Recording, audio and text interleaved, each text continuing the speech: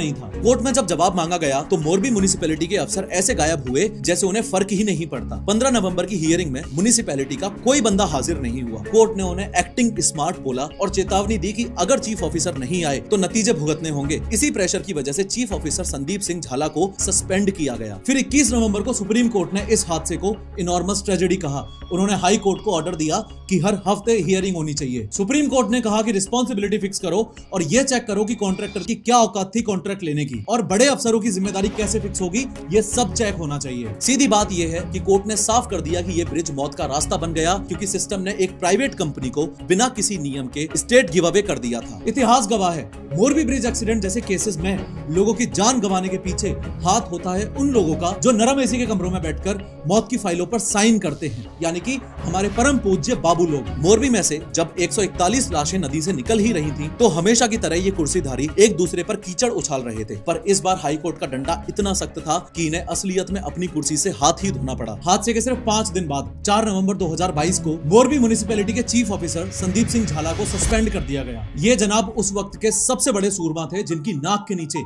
ये ब्रिज एक मौत का जाल बना। इन्होंने मीडिया में बड़े आराम से मान लिया कि ओरेवा ने बिना बताए और बिना किसी फिटनेस चेक के ब्रिज खोल लिया था। अब कोई इनसे पूछे कि आप क्या वहां मूंगफली छील रहे थे? एसआईटी की रिपोर्ट ने बाद में बताया कि इस ऑफिसर ने अकेले ही ओरेवा के साथ कॉन्ट्रैक्ट साइन कर दिया था बिना पूरे इलेक्टेड बोर्ड को बताए। मतलब पूरा सिस्टम एक ऑफिसर की जेब में था। हाई कोर्ट ने जब देखा कि ये पूरा का पूरा बोर्ड ही निकम्मा है तो उन्होंने सीधा सवाल ये पूछा कि जब ये बॉडी इतनी बेकार है तो इन सबको अभी तक घर क्यों नहीं भेजा? कोर्ट के डर से गुजरात सरकार को वो कदम उठाना पड़ा जो वो कभी नहीं चाहती थी, और ना ही सरकारें आमतौर पर ऐसे कदम उठाती हैं। सरकार ने पूरी की पूरी मोरबी म्युनिसिपैलिटी को ही भंग कर दिया। 11 अप्रैल 2023 को 52 मेंबर के बोर्ड को इनकॉम्पिटेंस के नाम पर डिसॉल्व कर दिया गया। जब इनसे जवाब मांगा गया तो रोने लगे कि एसआईटी ने सारी फाइल्स ले ली, हम जवाब कैसे दें? फाइल्स मिलने के बाद भी इनके पास बोलने को कुछ नहीं था क्योंकि गुनाह एकदम साफ था। लोगों को लगा कि हमेशा की तरह ट्रांसफर होगा और मामला ठंडा पड़ जाएगा, लेकिन हाई कोर्ट तो पीछे ही पड़ गया कि इस गुनेगार ऑफिसर को सजा क्या मिली। अगस्त 2025 में कंफर्म हुआ कि झाला पर मेजर पेनल्टी थोपी गई है। उनका पे स्केल 3 स्टेजेस नीचे गिरा दिया गया है अगले 3 साल के लिए। सिविल सर्विसेज रूल्स के मुताबिक ये नौकरी से निकाले जाने से बस एक कदम पीछे है। इनका करियर अब एक सिर्फ मजाक बन के रह गया है। अगर विक्टिम के एंगल से सोचा जाए तो कोर्ट में जब ये ऐसी 10 लाख रुपए पर हेड वाली बातें होती हैं तो विक्टिम को एक साइकोलॉजिकल ट्रॉमा होता है। उन्हें लगता है कि उनका रिश्ता सिर्फ एक ट्रांजैक्शन बन के रह गया है। उनकी तकलीफ को एक न्यूमेरिकल वैल्यू दे दी गई है जो उनके दुख को और ज्यादा गहरा करती है। पर इंसाफ के तमाशे के नाम पे जो कंपनसेशन की बातें यूजुअली हर केस में होती हैं, वो बातें समय के साथ मोरबी केस में और गहरी होती गईं। जब 141 से ज्यादा लोग पुल हादसे में मर गए तो सिस्टम को लगा कि कुछ लाख रुपए फेंक कर लोगों का मुंह बंद कर दिया जाएगा। पर हाई कोर्ट ने ओरेवा ग्रुप की ऐसी गर्दन पकड़ी कि उन्हें अपनी तिजोरी खोलनी ही पड़ी। स्टेट और सेंट्रल गवर्नमेंट ने तो 6 लाख देकर ही अपना पल्ला झाड़ लिया था। लेकिन जब ओरेवा ग्रुप के वकीलों ने कोर्ट में कहा कि हम मरने वालों को 5 लाख और इंजर्ड को 1-1 लाख रुपए देंगे, तो हाई कोर्ट ने साफ साफ कह दिया कि दिस इज नॉट इनफ। 22 फरवरी 2023 को कोर्ट ने ओरेवा को ऑर्डर दिया कि हर मरने वाले के परिवार को 10 लाख और जख्मी को 2 लाख इंटरिम कंपनसेशन दो। कोर्ट के डंडे के बाद अप्रैल 2023 तक ओरेवा ने डर के मारे पूरे 14.62 करोड़ रुपए डिपॉजिट कर दिए। ये पैसा सरकार के 10 लाख के टोटल डिसबर्समेंट्स के ऊपर था। हादसे में कई बच्चों ने अपने माँ बाप दोनों को ही खो दिया था। तो ओरेवा ने कोर्ट में कहा कि वो 7 अनाथ बच्चों का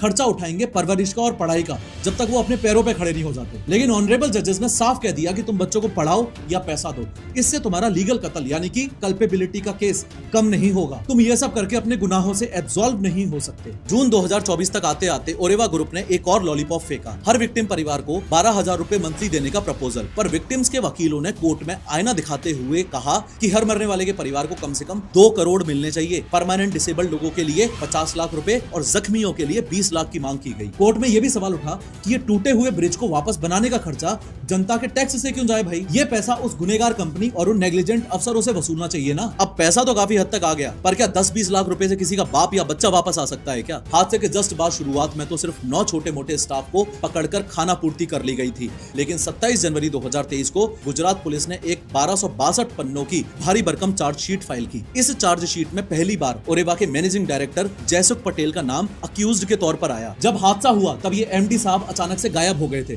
पुलिस ने इन्हें फ्यूजिटिव यानी कि भगोड़ा घोषित कर दिया था क्योंकि ये समन्स इग्नोर कर रहे थे। जब पानी सर के ऊपर से निकल गया और कोर्ट ने अरेस्ट वारंट निकाल दिया तब एमडी जयसुख पटेल के पास कोई रास्ता नहीं बचा। 31 जनवरी 2023 को हादसे के 3 महीने बाद मैनेजिंग डायरेक्टर ने मोरबी कोर्ट में सरेंडर किया। अब मैनेजिंग डायरेक्टर के साथ टोटल 10 लोग जेल की हवा खा रहे थे। इन सब पर वही धाराएं थी, यानी कि आईपीसी सेक्शंस लगाए गए थे जो किसी कातिल पर लगते हैं। इन शॉर्ट कल्पेबल होमिसाइड का केस बन रहा था, यानी इन्हें पता था कि इनकी लापरवाही से मौत हो सकती है, फिर भी उन्होंने वो किया। प्रोसिक्यूशन ने साफ कहा कि सिर्फ ऑन साइट स्टाफ ही नहीं बल्कि एमडी जयसुख पटेल ही वो बंदा था जिसने ब्रिज खोलने का ऑर्डर दिया और कॉन्ट्रैक्टर्स हायर किए थे, इसलिए असली जिम्मेदारी एमडी जयसुख पटेल की बनती है। इसके बाद बेल का खेल शुरू हुआ। जब 141 घरों के चिराग बुझ गए तब ये एलिजिड गुनेगार आजादी की भीख मांग रहे थे। शुरुआत में तो कोर्ट ने इन्हें औकात दिखाई, लेकिन फिर धीरे धीरे सिस्टम के लूप होल्स का फायदा उठाते हुए ये सब के सब बेल पे बाहर आ गए। शुरुआत में जब उन 9 छोटे मोटे कर्मचारियों यानी कि managers, ticket clerks, guard etcetera ने बेल मांगी तो सरकार ने कड़े अल्फाजों में विरोध किया। प्रोसिक्यूटर ने कोर्ट को बताया कि ओरेवा ने हादसे वाले दिन 3165 टिकट्स बेची थी, यानी इन्हें लोगों की जान से ज्यादा उनके पैसों की फिक्र थी। सेशन कोर्ट ने इनकी बेल प्ली रद्द कर दी और इन्हें जेल की सलाखों के पीछे ही रहना पड़ा। पर कैसे न कैसे करके बेल तो चाहिए ही थी ना, तो एमडी जयसुख पटेल ने कोर्ट ऑर्डर इंटरिम कंपनसेशन यानी कि 14.62 करोड़ रुपए फटाफट जमा करा दिए ताकि कोर्ट के अंदर गुडविल दिखा सके। लेकिन इतनी गुडविल दिखाने के बावजूद भी मार्च 2023 में सेशन कोर्ट ने साफ साफ कह दिया कि तुम मेन एक्यूज्ड हो। जब छोटे लोगों को ही बेल नहीं मिली तो एमडी को कैसे मिल सकती है। फॉलोइंग दिस पटेल को 2023 का पूरा साल जेल में ही काटना पड़ा। 2023 के अंत तक आते आते सिस्टम ठंडा पड़ने लगा। नवंबर 2023 में हाई कोर्ट ने ओरेवा के मैनेजर दिनेश दवे को बेल दे दी, ये कहकर कि वो तो सिर्फ एमडी के ऑर्डर्स फॉलो कर रहा था। इस फैसले के खिलाफ विक्टिम सुप्रीम कोर्ट तक गए और सुप्रीम कोर्ट ने भी बेल कैंसिल करने से मना कर दिया। टिकट क्लर्क्स और गार्ड्स जो 1 साल से ज्यादा जेल में थे उन्हें भी धीरे धीरे बेल मिल गई। जब सब बाहर आ गए तो मेन अक्यूज्ड कैसे पीछे रहता। मार्च 2024 में जब पटेल को जेल में 1 साल से ज्यादा हो गया था तो सुप्रीम कोर्ट ने उसकी बेल अलाउ कर दी। 26 मार्च 2024 को पटेल जेल से बाहर आया, पर कुछ शर्तों के साथ। पहली शर्त 1 लाख रुपए का बॉन्ड, दूसरी शर्त पासपोर्ट सरेंडर और तीसरी शर्त मोरबी डिस्ट्रिक्ट में एंट्री पर बैन। जेल से निकलने के बाद पटेल को कुछ जगह फेलिसिटेट करते हुए देखा गया, यानी कि सम्मानित करते हुए देखा गया। सोचो,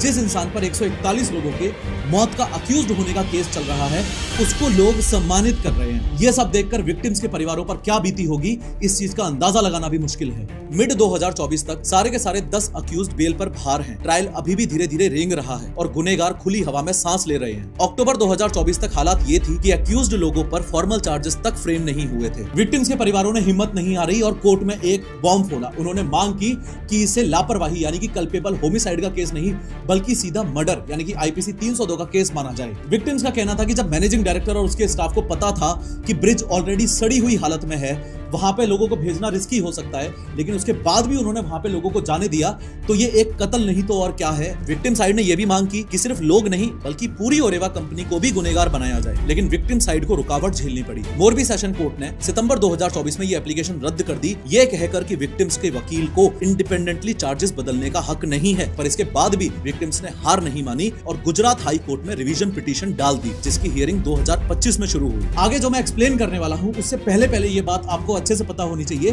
कि ओरेवा ग्रुप असल में घड़ियां यानी कि ऑरपेट और अजंता की घड़ियां प्लस सीएफएल बल्ब्स बनाने के लिए मशहूर है।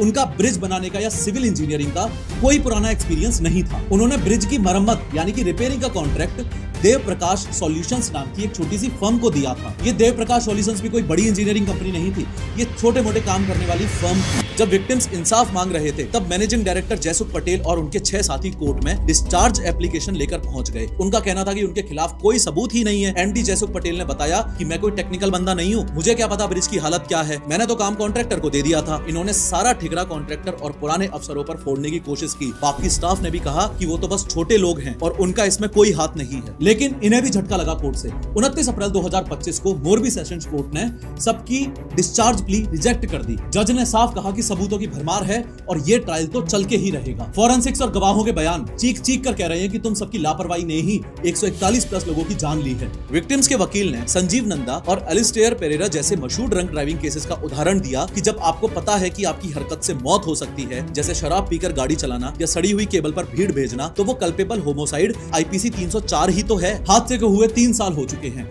और इतनी सारी तारीख पे तारीख के बाद अब जाके इंसाफ की गाड़ी थोड़ी सी आगे चलना शुरू हुई है। पर दुख की बात यह है कि अक्यूज्ड अभी भी खुली हवा में सांस ले रहे हैं। अर्ली 2026 तक की अपडेट ये है कि मोरबी सेशंस कोर्ट में ट्रायल आखिरकार शुरू हो गया है। कोर्ट को लगभग 300 गवाहों का बयान लेना है, जिसमें हादसे में बचे लोग, फोरेंसिक एक्सपर्ट्स और वो अफसर शामिल हैं जिन्होंने आंखें मूंद रखी थी। अक्टूबर 2025 में फॉर्मल चार्जेस फ्रेम करने का काम पूरा हुआ, जो गवाहियों से पहले का आखिरी स्टेप होता है। अब देखना बस ये है कि फैसला क्या आता है। अगर ये लोग गुनहगार साबित होते हैं तो आईपीसी 304 के तहत 10 साल से लेकर उम्र कैद तक की सजा इन्हें मिल सकती है। गुजरात हाई कोर्ट और सुप्रीम कोर्ट ने इस केस पर बाज की नजर रखी हुई है। चीफ जस्टिस सुनीता अग्रवाल की बेंच ने जून 2024 में फटकार लगाई कि एसआईटी की रिपोर्ट आने के बाद भी अफसरों पर क्या एक्शन हुआ। इसी प्रेशर की वजह से जाला जैसे बाबुओं पर मेजर पेनल्टी की तलवार लटकी है। अप्रैल 2025 में सुप्रीम कोर्ट ने इशारा दिया था कि अगर गुजरात पुलिस ने ढंग से काम नहीं किया तो वो इन्वेस्टिगेशन सीबीआई को सौंप सकते हैं। फिलहाल एसआईटी की फाइंडिंग्स ही केस का आधार है। कोर्ट अभी भी ओरेवा ग्रुप से हिसाब मांग रहा है कि उन्होंने जो 12,000 रुपए